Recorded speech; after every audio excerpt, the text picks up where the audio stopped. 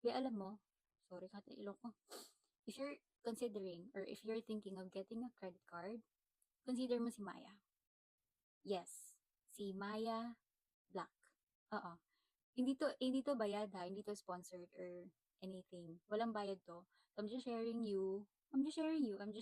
with you kung ano yung experience ko for how many months of using the Maya Black card.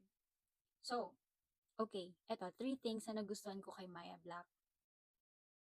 Number 1 is no annual fee. Yes, no annual fee sila for life. So, hindi siya katulad ng iba na for 1 year lang, ganyan, and then the following year, charge ka na nila. Or yung iba naman, wala ding annual fee for the following year, pero kailangan mong itawag para ma-waive. So, kay Maya hindi. Talagang no annual fee for life sila. And then, second is when it comes to payment.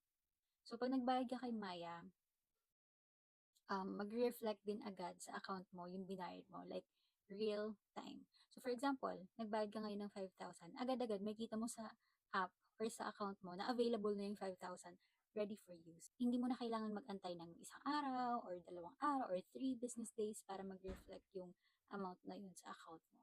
So, 'di ba? And lastly, you earn miles every time ginagamit mo yung card. Pero in the future, pwede mo siya magamit for your purchases, or even sa mga restaurants, or even sa travel. Yes, 'di ba? So, wala. If nagtitingin-tingin ka pa lang naman kung ano yung credit card yung gusto mong applyan, i-try mo kay Maya.